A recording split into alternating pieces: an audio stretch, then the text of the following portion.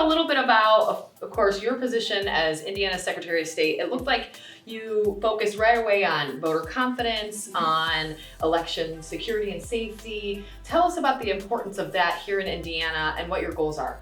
Thank you. You're absolutely right. That was the first and foremost priority of taking the office as Secretary of State in March.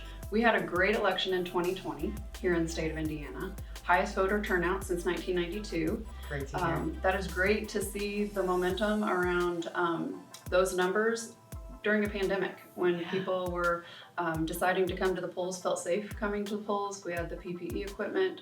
Secretary Lawson then worked well with the local election officials, made that happen for Hoosiers, but really it's candidates and issues that we know drive those voters to the polls.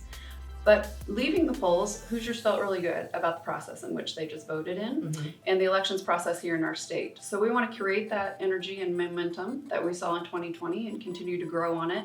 But that has a lot to do with voter confidence and making sure all the noise that they're hearing coming in from 24 hours news stations, national political conversations that other states where their election laws and their election process look nothing like Indiana's because every state creates their own, just causes some confusion and some seeds of doubt. So voter confidence is definitely our number one priority. I did a research project, probably doesn't surprise you as an engineer. The first week that I was in office, we started a research project around every county in the state. And that's truly just to find out what Hoosiers in each county feel about their election process. Where do we need to message to create empowerment by knowledge?